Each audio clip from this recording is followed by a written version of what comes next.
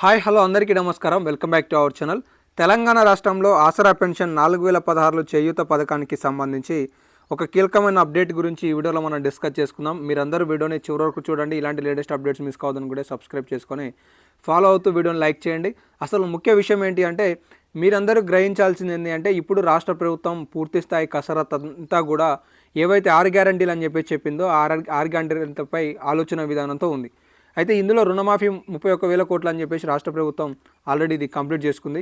ఇక రెండోది వచ్చేసి ఆసరా పెన్షన్ 4016, మూడోది వచ్చేసి మహిళలకు రుణాలతో కూడిన కొన్ని వృత్తి విద్యకి సంబంధించి కావచ్చు, కొన్ని కోళ్ళ ఫార్ములకి అలాగే పాడి పశువులకి అని చెప్పేసి తాజాగా ఒక అప్డేట్ని అయితే ఇచ్చింది.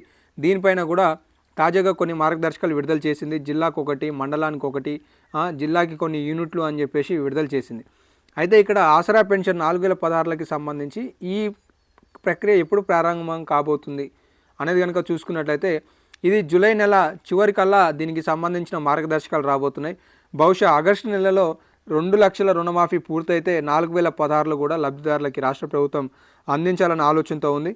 దీనికి సంబంధించిన నిధుల సమకూరణ పైన కూడా రాష్ట్ర ప్రభుత్వం పూర్తిస్థాయి శ్రద్ధతో ఉన్నదనేది మనం చూసుకోవచ్చు. కాబట్టి తెలంగాణ రాష్ట్రంలో జూలై నెలలో 4016కి సంబంధించి మార్గదర్శకాలు రాబోతున్నాయి. ఆగస్టు నెలలో 4016 అనేవి లబ్ధిదారులు అందుకోవడానికి అవకాశాలు ఉన్నాయి. ఇవి లేటెస్ట్ అప్డేట్స్. మరెన్నో లేటెస్ట్ అప్డేట్స్ కోసం ఫాలో అవుతుండండి.